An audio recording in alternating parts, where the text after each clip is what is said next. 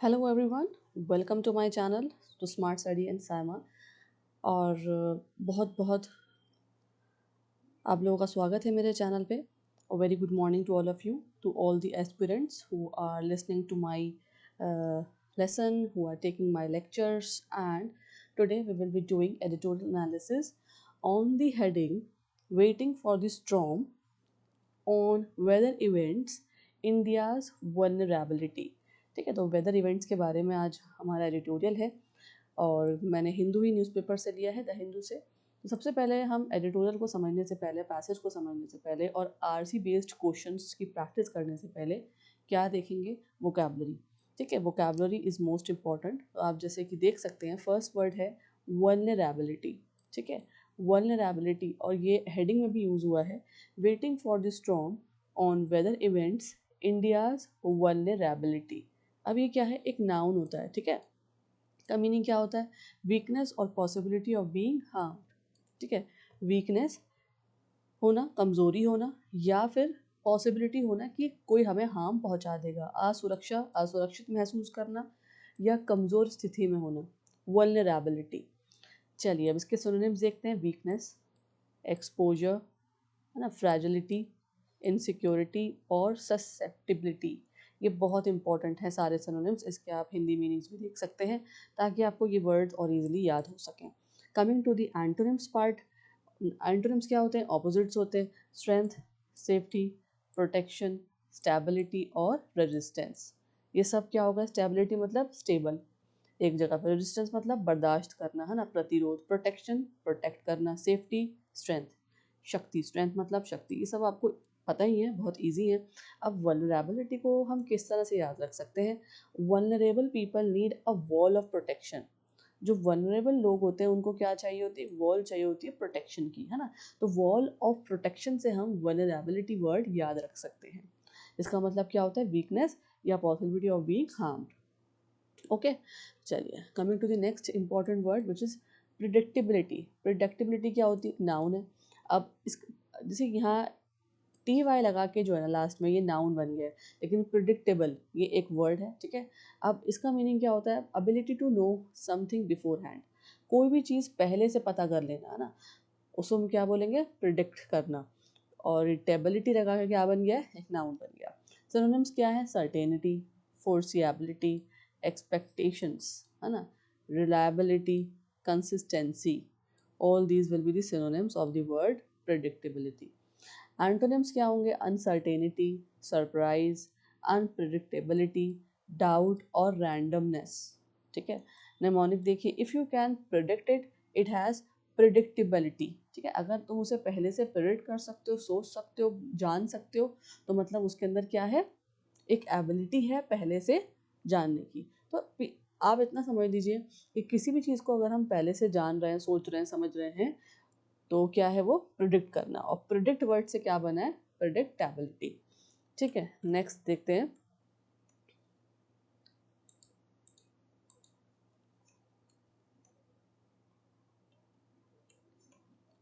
Next very important word is from the editorial is convective. Convective is adjective.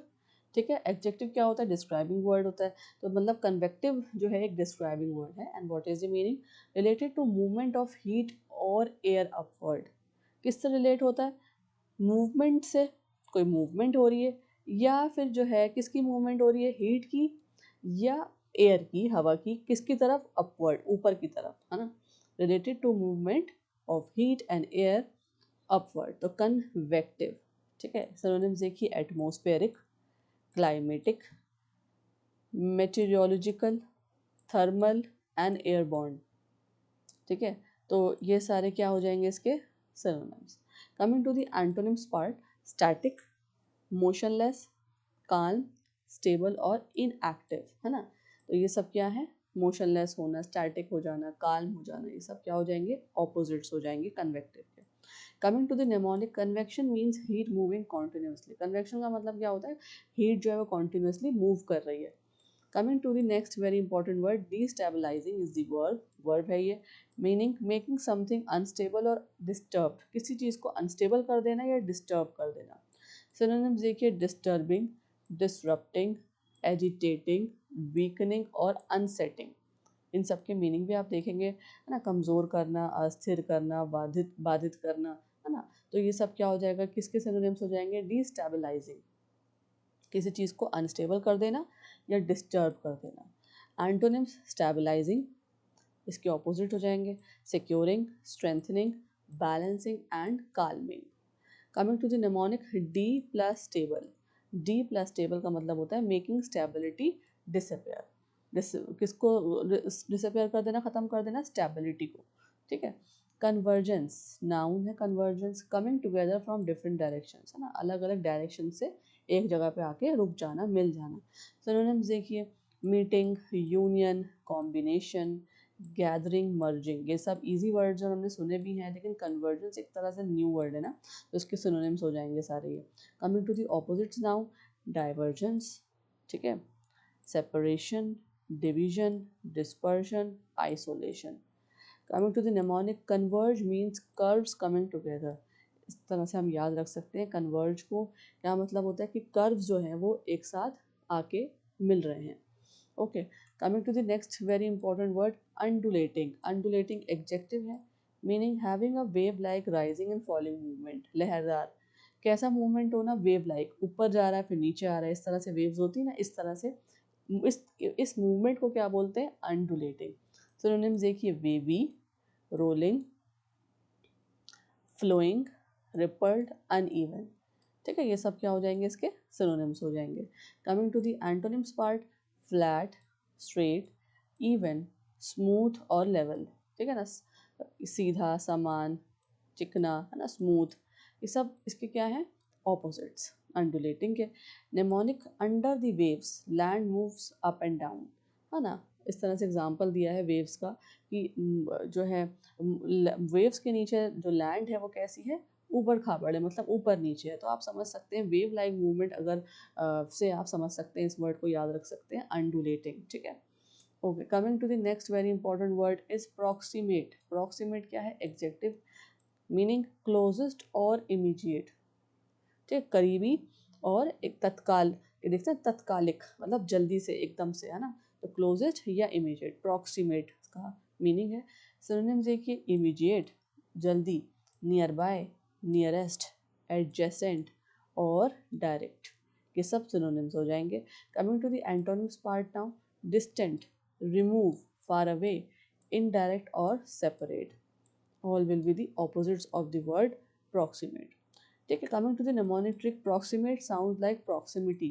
Proximity जैसा sound करता है ना, ये प्रॉक्सिमेट है, और उसका मतलब क्या हो जाता है, क्लोजनेस, है ना, पास में। Okay, coming to the next very important word, structurally.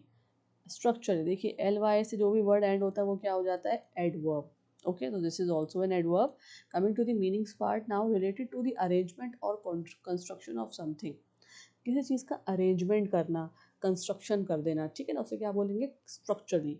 Synonyms देखिए, आर्किटेक्चरली, सिस्टमैटिकली, मैकेनिकली, फिजिकली और ऑर्गेनाइजेशनली। या देखिए, इसके अगर एल वाई के बिना भी इन सेंटेंस वर्ड्स को देखेंगे तो भी ये वर्ड्स जो हैं सही है, जैसे architecture, system, systematic, mechanical, physical, organization. लेकिन एल वाई लगा के क्या बन गए, सब एडवर्ब्स बन गए। हिंदी मीनिंग्स भी आप यहाँ पे देख सकते हैं। Coming to the antonyms, randomly, irregularly, disorderly, casually और अनसिस्टमैटिकली। ओके, सब क्या है, इसके ऑपोजिट्स। निमोनिक ट्रिक देखते हैं, structure means the way something is built. Structure का क्या मतलब होता है, किसी चीज़ को बनाने का तरीका, ठीक है, तो structure. Okay, next very important word, foreseeable, executive, foreseeable, ठीक है, meaning something that can be predict before hand. कोई ऐसी चीज़ जो पहले से ही हम प्रेडिक्ट कर लें। Synonyms, predictable, expected, anticipated, likely and obvious. Antonyms, unforeseeable, unexpected, sudden, unpredictable and random.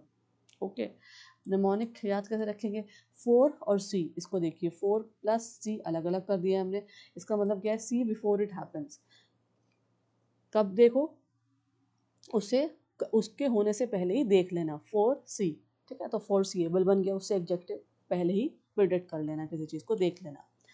Next है इंफ्रास्ट्रक्चर। अब इंफ्रास्ट्रक्चर क्या होता है, देखिए, बेसिक फिजिकल सिस्टम्स जैसे कि रोड्स, इलेक्ट्रिसिटी और ब्रिजेस एक्सेट्रा, है ना, ये एक नाउन है। Infrastructure as a noun form में हम इसको यूज़ करते हैं। देखिए synonyms, framework, foundation, facilities, system और network, all these will be the synonyms of the word infrastructure. Opposites क्या होंगे? Break down, collapse, disorder, destruction and damage. Okay mnemonic, देखिए इंफ्रा का मतलब होता है below, infrastructure is a basic support below society. Okay, coming to the phrasal verbs, very important.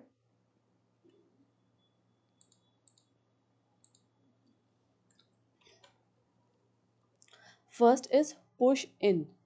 Push in, to move forcefully into a place or area, है ना, किसी चीज को फोर्सफुली प्लेस में लाना, किसी या फिर किसी एरिया में लाना, तो क्या हो जाएगा? Push in. एग्जाम्पल देखें, moisture laden winds pushed in from the south east before the storm. जो मॉइस्चर लेडन विंड्स आ रही हैं, ठीक है, बे ऑफ बंगाल से, इसे अब हम समझेंगे अभी एडिटोरियल में। वो क्या कर रही हैं? पुश कर रही हैं विंड्स को साउथ ईस्ट की तरफ। स्टॉर्म की विंड्स को किस तरह पुश कर रही हैं? साउथ ईस्ट की तरफ, ठीक है। तो ये एक तरह से पुश इन आप यहाँ पे देखेंगे फ्रेजल वर्ब यूज हुआ है इस सेंटेंस। अभी आप फ्रेजल वर्ब पे नोट करें। नेक्स्ट है रेज अप, टू लिफ्ट और इंक्रीज समथिंग, किसी को लिफ्ट कर देना या इंक्रीज कर देना, जैसे कि the strong winds raised up dust across several districts. जो स्ट्रॉन्ग विंड्स आई उसने क्या करा? डस्ट को रेज अप कर दिया बहुत सारे डिस्ट्रिक्ट में, तो रेज अप। नेक्स्ट है fix preposition, vulnerable to is the preposition, it is a fix preposition, likely to be harmed और इफेक्टेड बाय समथिंग, है ना, किसी चीज़ से हार्म पहुंचना या किसी चीज़ से इफेक्ट हो जाना। Rural houses are vulnerable to strong storms and heavy rainfall. सबसे ज़्यादा अगर हैवी रेनफॉल हो जाता है या स्ट्रॉन्ग स्टॉर्म्स आ जाते हैं, तूफान आता है, सबसे ज़्यादा कहाँ नुकसान होता है? रूरल हाउसेज को, विलेजेस को, है ना। तो यहाँ पे vulnerable to as a fix preposition use हुआ है सेंटेंस में। ये देखिए वनरेबल टू। नेक्स्ट है केपेबल ऑफ, क्या मीनिंग होता है इसका? हैविंग द एबिलिटी और power to do something, ability होना या पावर होना किसी चीज़ की। The winds were capable of uprooting large trees, ठीक है, विंड्स आ चल रही हैं, वो किस चीज़ की केपेबल हो गई कि वो लार्ज ट्रीज को इजीली अपरूट कर सकती है ना, उखाड़ सकती है, गिरा सकती है। तो these are two very important fix prepositions. Coming to the collocations, heavy rain, heavy rain, है ना, हम हमेशा इसी तरह से बोलते हैं और सुनते आए हैं, पढ़ते भी आए हैं, हैवी के साथ हमेशा रेन ही आता है। अब एडिटोरियल में कैसे आया है, ये देखिए, ये एडिटोरियल में इस तरह से मेंशन करा है एडिटर ने कि सेवियर वेदर कंडीशंस को डिस्क्राइब करने के लिए including intense rainfall during the storm in Uttar Pradesh. हाल ही में उत्तर प्रदेश में भी स्टॉर्म आया था, तो बहुत ज़्यादा इंटेंस रेनफॉल और स्टॉर्मी कंडीशंस हो गई थी और वेदर कंडीशंस बहुत ख़राब हो गए थे। तो उसको हम पढ़ने के बाद समझने के लिए एडिटर कौन सी कॉलोकेशन यूज़ कर रहे हैं? हैवी रेनफॉल, है ना, और बहुत सारी जगहों पे यूज़ होता है। इनफैक्ट हम भी यूज़ करते हैं काफ़ी सेंटेंसेस में, जब हमें बताना होता है कि रेनफॉल कैसी है, बहुत इंटेंस है। अब देखिए जो हैवी है वो हमेशा कॉलोकेट होगा रेन के साथ फॉर्मल और नेचुरल इंग्लिश में। क्यों? क्योंकि ये स्ट्रॉन्ग या इंटेंस रेनफॉल दिखाने वाले वर्ड्स हैं, ठीक है। वी से हैवी रेनफॉल या हैवी रेन, कभी भी हम strong rain standard English usage में नहीं लिखेंगे या बोलेंगे, ठीक है। स्ट्रॉन्ग रेन नहीं बोलते, कभी कभी आपने देखा भी नहीं होगा, हमेशा क्या देखा होगा, पढ़ा होगा, सुना होगा, heavy rain, heavy rainfall. Okay, example देखें, heavy rain damaged roads and flooded several villages. Next है पब्लिक इंफ्रास्ट्रक्चर। अभी कैसा आया है, मेंशन कैसे करा है एडिटोरियल में, देखिए, डैमेज टू रोड, जो हैवी रेनफॉल की वजह से, स्टॉर्म्स की वजह से डैमेज हो जाता है, कहाँ, किसको? रोड्स को, इलेक्ट्रिकल सिस्टम्स को, और दूसरी public facilities during the storm. उसको किस में लेकर आते हैं? क्या हम किससे बोला जाता है? Public infrastructure. अब जो इंफ्रास्ट्रक्चर वर्ड है ना, ये कॉलोकेट होता है पब्लिक के साथ, because it refers to the facilities and systems used by the society such as roads, bridges and electricity networks। अब ये पब्लिक के साथ क्यों आता है इंफ्रास्ट्रक्चर? क्योंकि देखिए ये जो है ना हमेशा बताता है हमें सोसाइटी में जितने भी लोग हैं, सोसाइटी के लोग जो यूज़ करते हैं चीज़ों को, जैसे कि रोड्स, ब्रिजेस और इलेक्ट्रिसिटी, इसलिए पब्लिक, पब्लिक, ठीक है, सोसाइटी में कौन है? पब्लिक इंफ्रास्ट्रक्चर, ठीक है। तो हमेशा हम पब्लिक इंफ्रास्ट्रक्चर ही बोलेंगे, कभी भी कॉमन इंफ्रास्ट्रक्चर नहीं लिखेंगे। कॉमन इंफ्रास्ट्रक्चर, ओके, गलत है। कॉमन क्या लिखेंगे? Public infrastructure. हम एग्जांपल देखिए, poor public infrastructure increases the risk during natural disasters, ठीक है। वन वर्ड सब्स्टिट्यूट्स,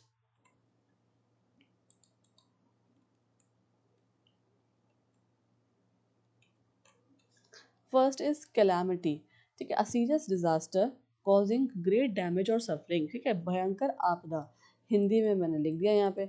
अब इसका मतलब क्या है, कोई सीरियस डिजास्टर आ जाए जिसकी वजह से बहुत बड़ा डैमेज हो जाए या सफरिंग हो जाए, कैलामिटी, ओके। नेक्स्ट है evacuation, the act of moving people from a dangerous place to a safer place. ये आपने बहुत सुना होगा न्यूज़ वगैरह में।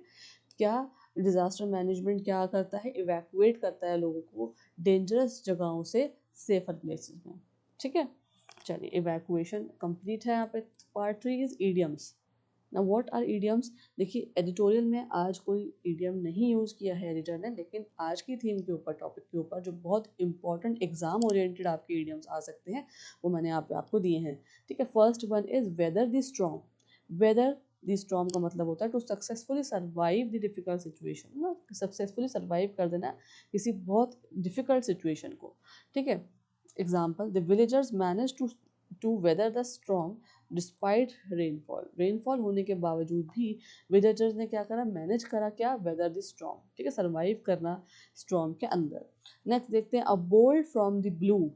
अ बोल्ट फ्रॉम द ब्लू का मतलब होता है समथिंग सडन एंड अनएक्सपेक्टेड, एकदम से कोई चीज़ अनएक्सपेक्टेड हो जाए, सडन एकदम से हो जाए ना, उसे क्या बोलेंगे, चौंक जाए, चौंकने वाली कोई बात हो जाए, a bolt from the blue. Example, the violent thunderstorm came as a bolt from the blue for many residents, ठीक है। Next jargons, first is relief package, ठीक है। नाउ रिलीफ पैकेज का क्या मतलब होता है, government financial assistance provided after a disaster और क्राइसिस, है ना। तो गवर्नमेंट जो रिलीफ पैकेजेस पहुंचाती है लोगों को उसको बोलते हैं रिलीफ पैकेज, है ना। फाइनेंशियल असिस्टेंस प्रोवाइड करती है जिसके अंदर बहुत सारी खाने पीने की चीज़ें होती हैं, एड्स, हेल्थ एड्स होते हैं। तो फाइनेंशियल असिस्टेंस गवर्नमेंट जो प्रोवाइड करे, कब, डिजास्टर में या क्राइसिस के दौरान, ठीक है। तो उसमें क्या वो होता है, उसको क्या बोलेंगे, relief package. Example, the state government announce a relief package for affected farmers, ठीक है। नेक्स्ट है वेस्टर्न डिस्टर्बेंस, ये भी हमने ज्योग्राफी में बहुत पढ़ा है, वेस्टर्न डिस्टर्बेंस, है ना।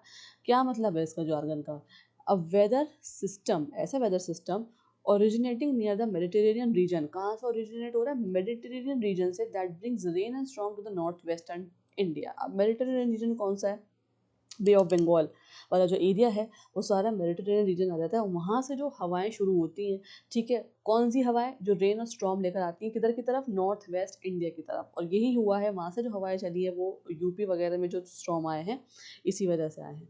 तो western disturbances, okay, the western disturbances intensified the storm conditions in northern India, ठीक है। ये सब हम देखेंगे, अभी पढ़ेंगे। तो this is the first paragraph, read this and then we will move to the second paragraph, ठीक है। All the abbreviations, keywords note करेंगे, वोकैबुलरी नोट करेंगे, इंट्रोडक्शन ज़रूर पढ़ेंगे, ठीक है। स्किमिंग मेथड्स इसको रीड करें जल्दी से फर्स्ट पैराग्राफ को, और डेटा वगैरह भी आपको दे रखा है, डेथ टोल वगैरह कब हुआ था, कैसे हुआ, कितने लोग मर गए, वो सब आपको यहाँ पे बताया है। तो आप जल्दी से इसको रीड करें फर्स्ट पैराग्राफ को, then we will move to the second paragraph, okay, read it.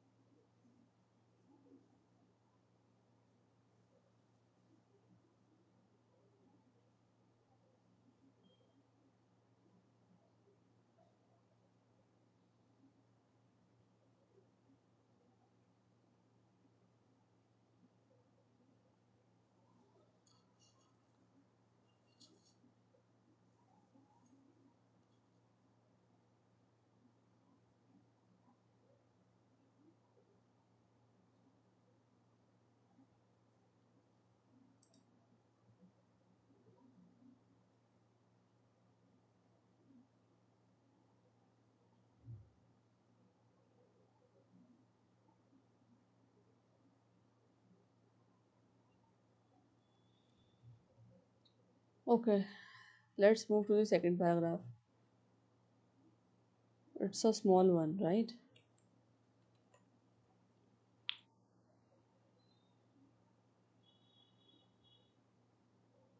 और यहाँ आप नोट करेंगे तो बहुत सारी हमें यहाँ पे वोकेबलरी मिल रही है, जैसे कन्वेक्टिव है ना, मैंने आपको मीनिंग अभी इसका समझाया कन्वेक्टिव का क्या होता है। ओके, इस तरह से आपको वर्ड्स मिलेंगे तो आपको इजी रहेगा इसको समझना और पढ़ना किस बारे में जो है एडिटर बात कर रहे हैं अपने पैसेज में, what the writer is saying. ठीक है, coming to the now next paragraph, this is the second paragraph, read it, mark all the vocabulary, collocation, jargons, read the conclusion. वो बहुत इंपॉर्टेंट होता है कि इस एडिटोरियल क्या बात जो है हमें कन्वे कर रहा है। ठीक है, what the writer is saying through the passage, read it.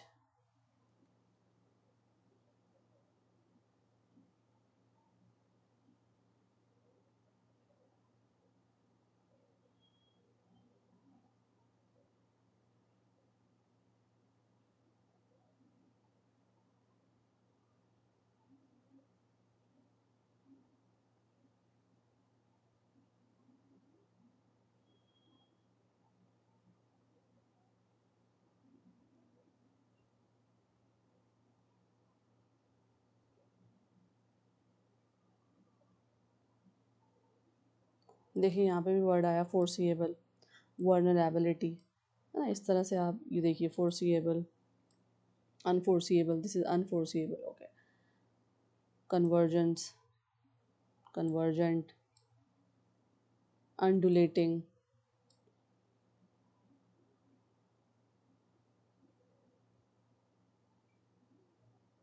proximate, read this।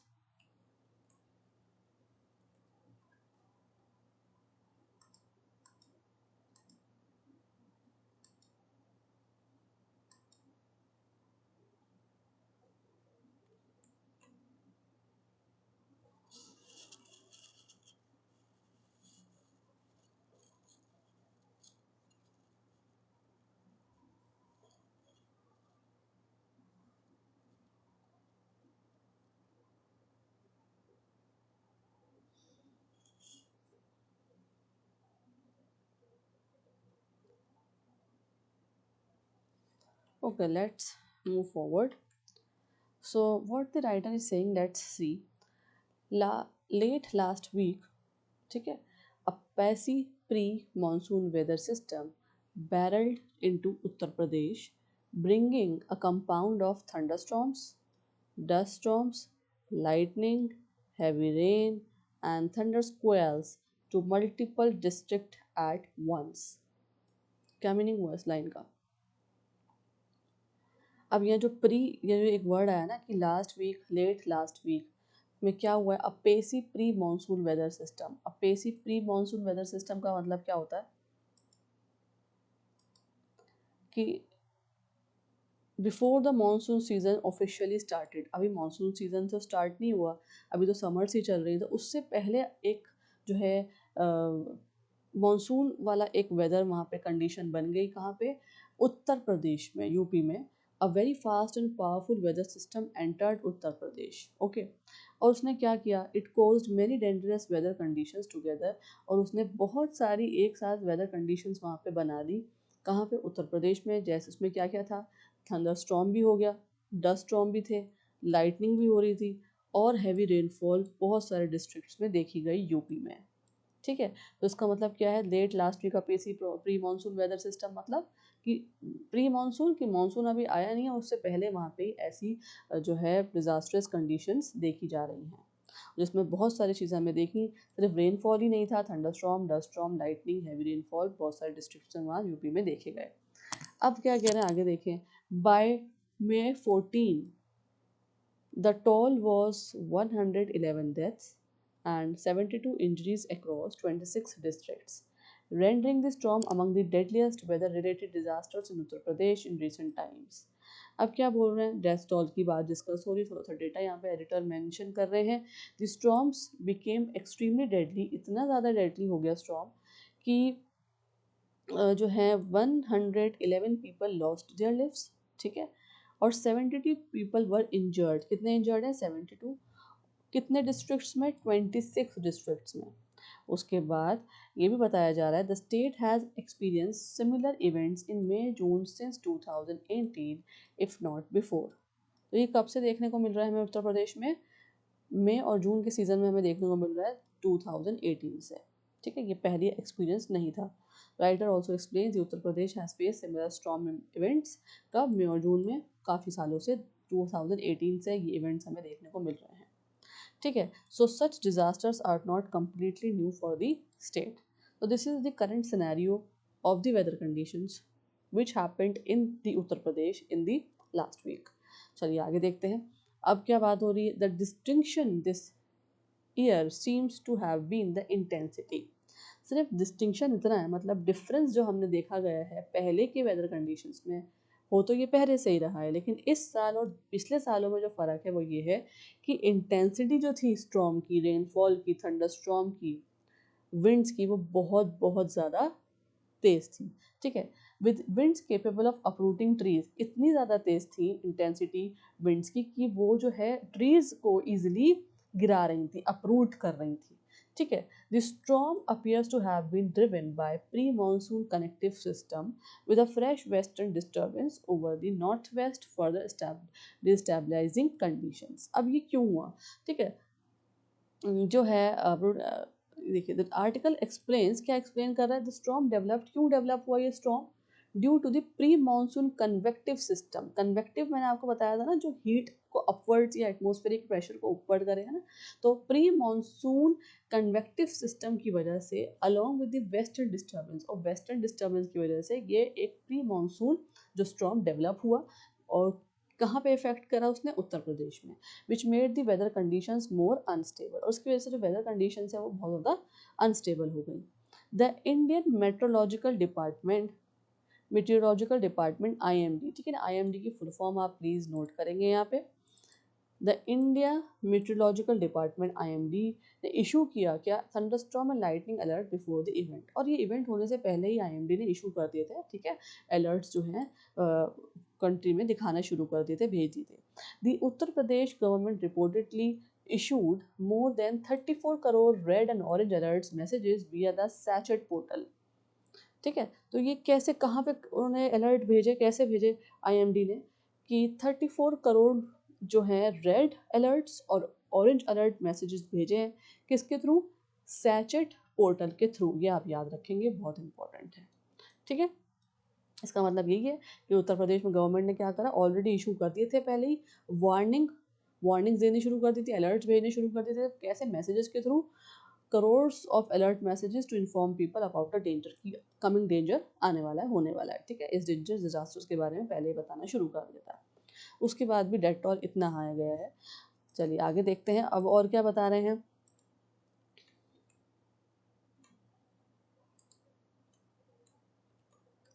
However, it is not clear whether these warnings were sufficiently geographically precise and reached their intended beneficiaries in time। अब ये नहीं पता कि जो ये warnings और alerts भेजे हैं मैसेजेस के थ्रू, ये जियोग्राफिकली प्रिसाइज थे या टाइम पे जो उसके बेनिफिशरीज हैं वहाँ पे पहुँच गए थे या रीड आउट हो गए थे। And in fact, if they simply warned of impending adverse weather or carried distractions for people to act on। तो ऐसा भी हो सकता है कि यहाँ पे क्वेश्चन उठ रहा है ना, यहाँ पे क्वेश्चन उठा रहे हैं editor, it also question whether the alerts only inform people, कि सिर्फ अलर्ट्स जब गए तो लोगों को इन्फॉर्मेशन मिली, ठीक है, पहले से अबाउट द बैड वेदर, और also told them what safety steps they should take.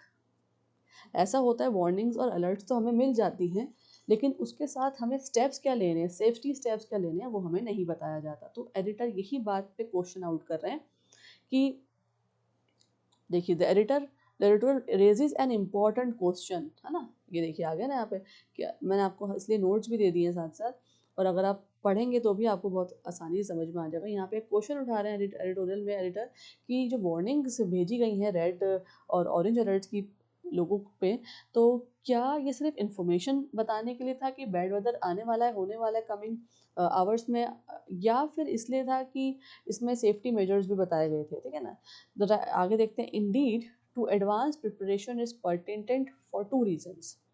अब वो कह रहे हैं कि देखिए एडवांस प्रिपरेशन जो है वो ज़रूरी है दो रीजंस की वजह से, कि लोगों को तैयार रहना चाहिए। First, the state is sometimes is a convergence zone as the hot dry low winds from the Thar move east over the plains while moisture laden winds from the Bay of Bengal push in front from the southeast। देखिए दोनों तरफ से बात होती है।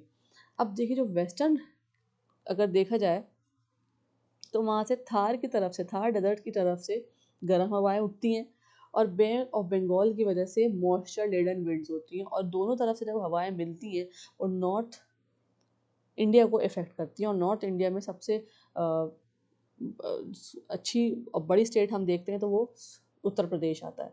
तो इस तरफ से जब दोनों तरफ से विंड्स आ रही हैं तो उनका एक मेन पॉइंट क्या बन रहा है, कंडीशंस, सिवियर कंडीशंस फॉर्म करने का उत्तर प्रदेश में। ठीक है, तो राइटर यही बात कह रहे हैं that advance preparation is very important, है ना। ये तो बात आई ना, indeed advance preparation is portended for reason, तो बहुत इंपॉर्टेंट है एडवांस प्रिपरेशन। क्यों? दो रीजंस बताए थे वो मैंने आपको बताया। Uttar Pradesh often becomes meeting point, है ना, मैंने आपको बताया ना, मीटिंग पॉइंट बन जाता है, बीच का पॉइंट बन जाता है of different types of winds की। यहाँ पे दोनों तरफ से हवाएं आती हैं, इधर से जो आती है गर्म हवा आती है जिसमें उन्होंने बोला है हॉट ड्राई लू विंड, जिसको हम लू बोलते हैं ना गर्मी में, है ना। और इधर से क्या आता है, साउथ ईस्ट की तरफ से मॉइस्चर लेडन विंड्स आती हैं क्योंकि बे ऑफ बंगाल इधर, है ना। तो ये सब चीज़ें हम यहाँ पे देख सकते हैं। और मीटिंग पॉइंट क्या बनता है इन हवाओं का, Uttar Pradesh. So hot and dry winds from the Thar desert, Thar desert की तरफ से, ठीक है, coming from the bay of Bengal creating conditions for severe storm. तो दोनों तरफ से, और मॉइस्चर ये देखिए ये आगे यहाँ पे hot and dry winds from the Thar desert meet moist winds, ठीक है ना। हॉट विंड्स, हॉट और ड्राई विंड्स किससे मिल जाती हैं, मॉइस्ट विंड से, और जो कि बे ऑफ बंगाल से आ रही हैं। और कंडीशंस कहाँ पे क्रिएट होती हैं, कैसे क्रिएट होती हैं, सेवियर स्टॉर्म्स की, और कहाँ पे, उत्तर प्रदेश में। तो ये आप समझेंगे। नेक्स्ट देखते हैं सेकंड रीज़न जो है, फर्स्ट तो यही बताया, ठीक है। सेकंड रीज़न भी हम नोट करते हैं और क्या बता रहे हैं एडिटर, यहाँ पे देखते हैं दूसरा रीज़न क्या है। Second, over the undulating Vindhya hills in Mirzapur and Sonbhadra. अब विंध्या हिल्स की बात हो रही है, वहाँ पे भी कैसी अंडुलेटिंग विंध्या हिल्स, मतलब अंडुलेटिंग वेवी फॉर्म में है जो हिल्स हैं। विंध्या हिल्स कहाँ पे, मिर्ज़ापुर और सोनभद्रा में वो हिल्स कैसे हैं, वेवी फॉर्म में हैं। अंडुलेटिंग आप मतलब समझ सकते हैं यहाँ पे। द कन्वर्जेंट एयर, कन्वर्जेंट का मतलब मैंने आपको बताया था, एयर मासेस में lift rapidly producing thunderstorms over specific parts of the state. अब क्या कह रहे हैं एडिटोरियल में, देखिए बात क्या है। एक अनदर साइंटिफिक रीजन जो है स्टॉर्म्स का वो मेंशन कर रहे हैं एडिटर कि in the hills area of Mirzapur और Sonbhadra air masses rise quickly due to the uneven land surface. जो वहाँ के लैंड सरफेस कह रहे हैं अनइवन है, तो क्या होता है, जो एयर है वो बहुत जल्दी ऊपर उठती है, ठीक है, which help thunderstorm develop rapidly and some regions. उसकी वजह से क्या होता है, अगर थंडरस्टॉर्म बन भी रहा है तो इस लैंड सरफेस की वजह से, अनइवन लैंड सरफेस की वजह से जो थंडरस्टॉर्म्स है वो बहुत जल्दी बनते हैं कुछ रीजन्स में, ठीक है। तो ये दूसरा रीजन बताया है एडिटर ने, ठीक है। अब क्या कह रहे हैं, effectively, coming to the next very important point, effectively while no authority could have predicted the storm's local intensity, the underlying risk was hardly unforeseeable। अब ये कह रहे हैं कि राइटर क्या कह रहे हैं कि although nobody could predict exactly how powerful this storm would become in each location। अब इस तरह से अगर दोनों लोकेशन को देखा जाए तो कोई भी प्रिडिक्ट नहीं कर सकता। स्टॉर्म की प्रिडिक्शन होती है लेकिन कितना पावरफुल होगा ये नहीं पता लग पाता कभी कभार, है ना। रेन होने वाली कितनी पावरफुल हो, कितनी हैवी रेनफॉल होगा ये नहीं पता होता। तो ये बोल रहे हैं कि प्रिडिक्ट किया है लेकिन कितना ज़्यादा पावरफुल होगा स्टॉर्म किस लोकेशन में ये नहीं पता कर पाए। The overall their recurrence at this time of the year and place should raise sharp questions about why so many deaths still occurred। अब रीअकरेंस जो हुआ है इस टाइम पे, है ना, एक समर सीजन चल रहा है और इसमें हम प्री मानसून स्टॉर्म देख रहे हैं, वो भी इतना हैवी और इतना स्ट्रॉन्ग, तो क्यों हुआ है, तो उसमें बात उठ रही है since these storms happen repeatedly every year around the same time. और ये स्टॉर्म्स जो हैं रिपीटेडली इसी टाइम पे इसी रीजन में हो रहे हैं, तो क्यों हो रहे हैं। The large number of death raises serious concerns about the preparedness and safety measures. अगर बार बार हो रहे हैं तो अब तक कोई सेफ्टी मेजर और प्रिपेयर्डनेस क्यों नहीं हुई, ठीक है। This is the passage, this is the meaning of this paragraph. Next चलते हैं, part of the answer is surely the proximate causes of death and damage including housing and public infrastructure. अब देखिए सिर्फ डेथ को damage नहीं हुआ है, housing और पब्लिक इंफ्रास्ट्रक्चर को भी बहुत ज़्यादा डैमेज हुआ है। ठीक है। अब यहाँ पे बता रहे हैं एडिटोरियल में क्या, that one major reason for the high number of death is weak housing and poor public infrastructure. जो इतनी ज़्यादा डेथ्स हुई हैं सिर्फ स्टॉर्म की वजह से नहीं हुई कि डायरेक्ट इन जो है लोगों पे इसका प्रभाव पड़ा है, लेकिन किस वजह से हुई है डेथ, कि वहाँ पे जो लोग हैं इस रीजन में, उत्तर प्रदेश में जिस डिस्ट्रिक्ट्स में ये हैवी रेनफॉल थंडरस्टॉर्म वगैरह आए हैं, वहाँ पे वीक हाउसेज है। जो हाउसेज कैसे हैं, बहुत वीक इंफ्रास्ट्रक्चर के बने हुए हैं, और पुअर पब्लिक इंफ्रास्ट्रक्चर, जो पब्लिक इंफ्रास्ट्रक्चर वो कैसा है, वो भी पुअर है। तो यहाँ पे क्या है, Uttar Pradesh has a large number of structurally vulnerable rural and peri urban household. ये हम सब जानते हैं कि उत्तर प्रदेश में क्या है, बहुत ज़्यादा रूरल या फिर पेरी अर्बन हाउस होल्ड्स हैं, जो प्रॉपर तरीके हाउस होल्ड नहीं बने हुए, ठीक है, इंफ्रास्ट्रक्चर उनका प्रॉपर नहीं है, स्ट्रॉन्ग नहीं है, ठीक है। If a strong strikes are dust और later, people are often indoors और रेस्टिंग अंडर फ्रेजाइल रूफ्स। अगर इस तरह से स्ट्रॉम्स वगैरह आ जाते हैं, वहाँ डस्ट का स्ट्रॉम आता है या थंडर स्ट्रॉम आता है, तो लोग क्या करते हैं, या तो अंदर रुकते हैं इंडोर्स में, कहीं छुप जाते हैं, या फिर रेस्ट करते हैं फ्रेजाइल रूफ्स। फ्रेजाइल रूफ्स आप समझते हैं, टीन डला हुआ होता है ना, कुछ लोग हट्स बना के बस ऊपर से टीन डाल देते हैं, तो वो इनसिक्योर हाउस होल्ड है ना, लाइफस्टाइल जो है वो इनसिक्योर है उनका। तो वही बता रहे हैं, the danger becomes many rural and semi-urban houses in Uttar Pradesh are not strong enough to withstand several storms, है ना। इतने पुअर इंफ्रास्ट्रक्चर बने से घर बने हुए हैं वहाँ पे कि सीवियर स्टॉर्म्स को जो है हैंडल नहीं कर पाते वो infrastructure. The danger become severe, और डेंजर जो है, खतरा कब ज़्यादा हो जाता है, ड्यूरिंग द इवनिंग और नाइट टाइम। कब बताया, ड्यूरिंग द इवनिंग और night time, because people are usually indoors. उस टाइम पे लोग अंदर होते हैं, and resting under the weak roofs. कहाँ रेस्ट कर रहे होते हैं, रूफ्स के नीचे, ठीक है। ये आप अब इसको आप आपको कैसे पता लग रहा है यहाँ पे कि danger become greater during evening और नाइट टाइम, बताएं किस तरह से मेंशन करा है, देखिए एडिटर ने ये, कि रात के वक्त, शाम के वक्त, if a storm strikes at dusk और लेटर। डस्क और लेटर मतलब शाम को, लेटर मतलब रात में, ठीक है। If a storm strikes at dusk और लेटर मतलब क्या है, कि अगर कोई स्टॉर्म शाम के टाइम आ जाए या रात के टाइम आ जाए, तो लोग क्या होते हैं, रेस्ट कर रहे होते हैं, अंदर होते हैं। when powerful winds और heavy storms hit सच फ्रेजाइल इंफ्रास्ट्रक्चर, और अगर पावरफुल स्टॉर्म आके ऐसे इंफ्रास्ट्रक्चर को हिट कर जाता है, तो इंजरी के चांसेस और डेथ के चांसेस बहुत ज़्यादा बढ़ जाते हैं, ठीक है। तो इस तरह से इसको हम समझ रहे हैं। इन एडिशन, आगे देखते हैं, इन एडिशन, और क्या बात कर रहे हैं, एड ऑन कर रहे हैं यहाँ पे बात editor, people are also vulnerable to improperly place और poorly installed hoardings, electrical wiring and public signals. अब देखें क्या कह रहे हैं, कि सिर्फ इन प्रॉपर इंफ्रास्ट्रक्चर ना होना एक वजह नहीं है, दूसरी वजह क्या है, एक्सप्लेन कर रहे हैं कि राइटर फर्दर एक्सप्लेन्स, क्या एक्सप्लेन कर रहे हैं, that people also expose to dangers. किस वजह से और डेंजर में होते हैं लोग, वीक पब्लिक स्ट्रक्चर की वजह से, जो कि बैडली इंस्टॉल्ड होता है, जैसे कि होर्डिंग्स होती हैं, है ना, इलेक्ट्रिकल वायर्स हम देखते हैं ऐसे ही फैले हुए हैं, या साइन बोर्ड्स, बड़े बड़े साइन बोर्ड्स होते हैं, तो स्ट्रॉम आता है, वो गिर जाते हैं, उसकी वजह से भी डेथ हो जाती है। सो एक ये यहाँ पे बहुत एक इम्पॉर्टेंट पॉइंट मेंशन किया है कि वी पब्लिक स्ट्रक्चर की वजह से भी डेथ जो है वो देखने को मिलती है। अब आगे देखते हैं, the state was aware of the kind of damage such storms could cause at it announce separate relief packages depending on the type of farming crop and loss. और क्या करना चाहिए ड्यूरिंग स्टॉर्म, आगे बढ़ते हैं। द एडिटोरियल पॉइंट्स आउट, ठीक है, यहाँ पे एक और बात पॉइंट आउट कर रहे हैं एडिटोरियल में, that the government already knew the possible damage these storms could cause, है ना। अब गवर्नमेंट, जब ये रिपीटेडली पैटर्न चलता आ रहा है सालों से, तो गवर्नमेंट को पता है कितना ज़्यादा डैमेज होता है इन स्टॉर्म्स की वजह से इन रीजन्स में, इन लोगों में।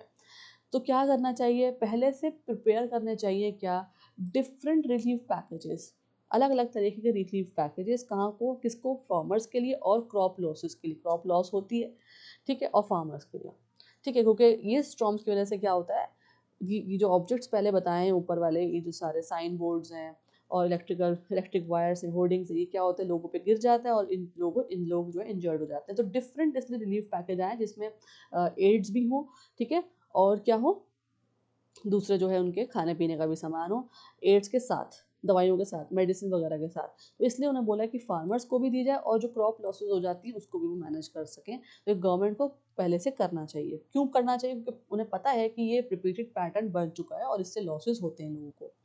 The underlying risk was forcible, yet the vulnerability was high। अब क्या बोल रहे हैं लास्ट में editor, even though the risk were already known, risk तो पहले से पता था, है ना, क्योंकि आईएमडी ने पहले से अलर्ट वगैरह इशू कर दी थी, देख लिया था कि हाँ स्टॉर्म आने वाला है, एंड प्रिडिक्टेबल, प्रिडिक्ट भी कर लिया था, है ना। तो हमने इसका मतलब पढ़ा है ना पहले से, जो है वोकैबलरी मैंने आपको कराया है। फोर्सिबल का मतलब, वनरेबिलिटी का मतलब, है ना, फोर्सिबल मतलब पहले से देख लिया था, प्रिडिक्ट कर लिया था। लेकिन people still remain highly vulnerable, लेकिन उसके बाद भी लोग कैसे रहे, वनरेबल रहे, वीक रहे, है ना, कमज़ोर रहे, ड्यू टू पुअर प्रिपरेडनेस, प्रिपरेशन क्योंकि उनकी पुअर थी, और इंफ्रास्ट्रक्चर जो है जिस जगह वो रहते हैं वो कैसा इंफ्रास्ट्रक्चर, वीक है, ठीक है। This is very important. So this is the conclusion of the editorial, and you can see how writer, the editor is concluding the passage. ये जो लास्ट की लाइन्स होती हैं बहुत इंपॉर्टेंट होती हैं। द स्टेट वॉज अवेयर से लेके, या इन एडिशन से ही कर लीजिए, इन एडिशन से लेके वॉज हाई तक। So this is very important. Okay, coming to the next part now.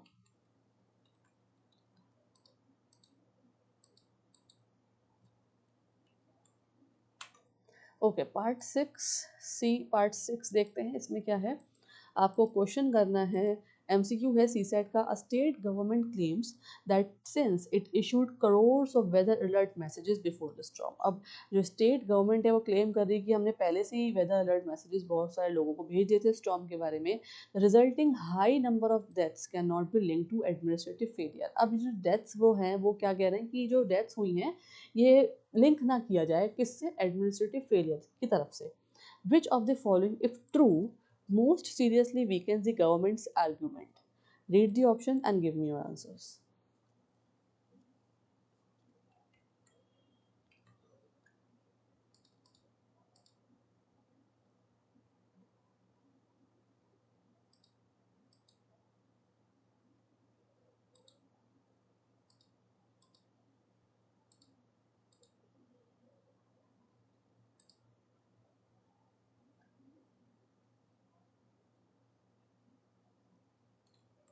So what will be the answer? B is the right answer. Okay. Coming to the next part. ठीक है, UPSC prelims GS paper 1 के question answer थोड़ा सा discuss कर लेते हैं। और last part में मैंने आपको डिफरेंट टाइप्स ऑफ क्वेश्चंस दिए हैं जो हायर कॉम्पिटेटिव एग्जाम्स में आते हैं। ठीक है, तो आपको आप लास्ट तक मेरे साथ ज़रूर इस वीडियो को देखेंगे, क्योंकि वो बहुत इंपॉर्टेंट क्वेश्चंस है, ताकि आपको डिफरेंट पैटर्न पता लगे कि अगर आप सिर्फ यूपीएससी नहीं, एसएससी नहीं, अगर दूसरे टाइप के एग्जाम्स भी दे रहे हैं तो किस तरह के क्वेश्चंस आपके एग्जाम में, एंट्रेंस एग्जाम में जैसे ड्यू है, ड्यू का एग्जाम, सीयूईटी, जामिया, या और कोई भी एग्जाम है, मास्टर्स के एग्जाम दे रहे हैं, तो किस तरह से आरसी बेस्ड क्वेश्चन आते हैं। ठीक है, तो जब पहले हम यूपीएससी प्रीलिम्स के देख लेते हैं। फर्स्ट क्वेश्चन है, with reference to disaster preparedness in India consider the following statements, read the statements and answer me, इनमें से कौन सा करेक्ट है आपको बताना है। ठीक है, रेफरेंस टू डिजास्टर प्रिपेयर्डनेस कितनी है इंडिया के अंदर?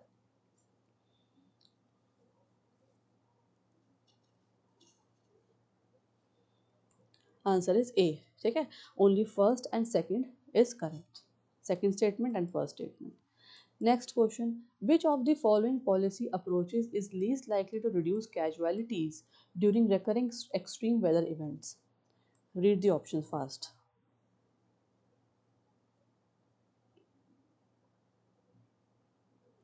C is the right answer. Okay.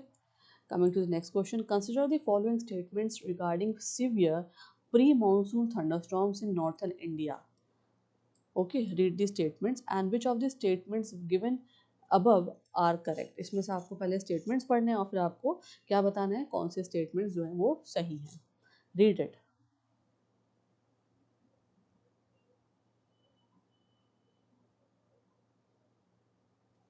What will be the answer? A. First and second statement is correct. Okay. Which of the following best reflects the principle of last mile governance in disaster management? है ना, इनमें से कौन सा principal ऐसा है जो आपको बता रहा है, रिफ्लेक्ट कर रहा है किस, कौन सा प्रिंसिपल, कौन से प्रिंसिपल पे, last mile governance disaster management के अंदर। Read the options and answer me.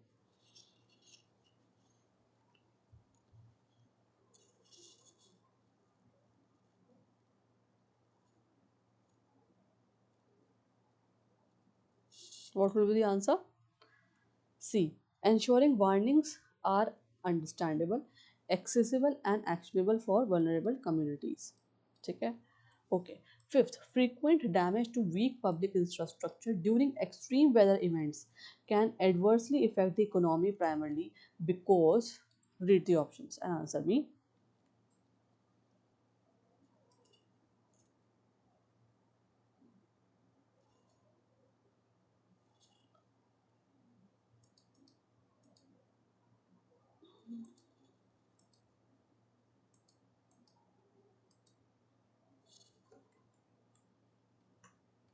Okay, answer is B.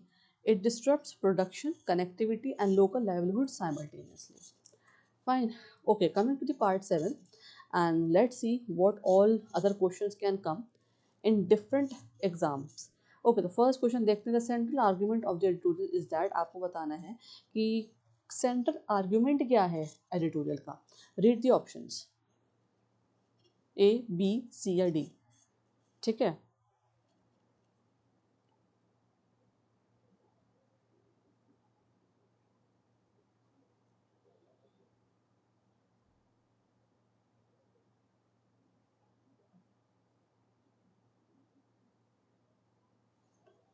Answer is C. Structural vulnerability and weak preparedness increase disaster related losses. ठीक है. Next, which of the following strengthens the author's criticism of disaster management? Very important question. Read the options.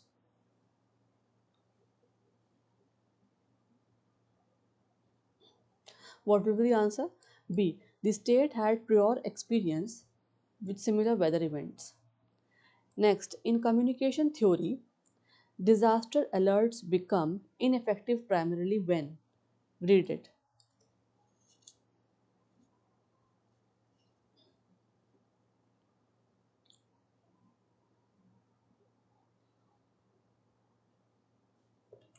B.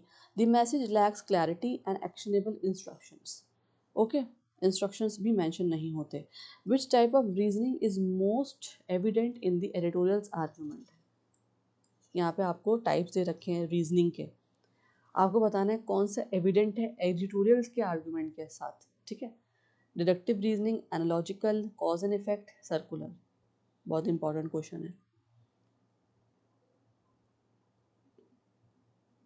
C, cause and effect reasoning. है ना, cause भी बता रहे हैं और फिर उसके बाद इफेक्ट क्या है. Cause and effect reasoning. Next question, the phrase underlying risk was foreseeable. ये फ्रेज आया था ना एडिटोरियल में. The underlying risk was foreseeable implies that. क्या इम्प्लाई करता है? Read the option.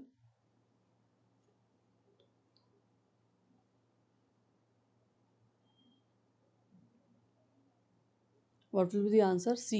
The danger could reasonably have been anticipated earlier. ठीक है.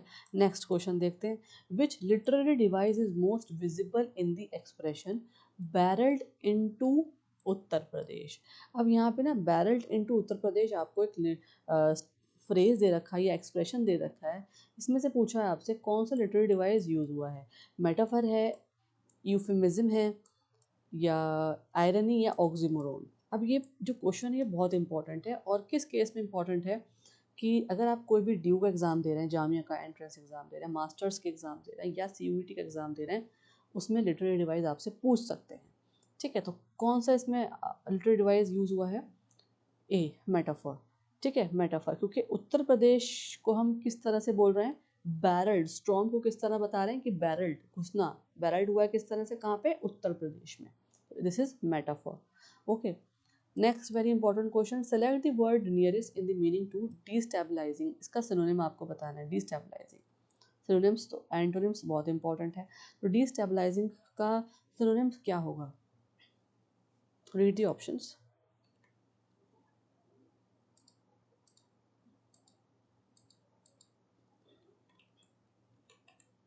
B, disturbing. डिस्टर्बिंग है ना. हमने इसको वोकैबलरी में किया था ये word.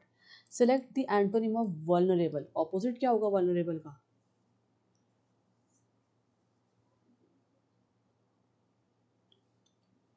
C, secure. Secure. Okay. Which of the following assumptions is most implicit in the editorial. अब आपको assumptions रीड आउट करने हैं, मुझे बताना है कौन सा मोस्ट implicit है एडिटोरियल में. Read the options.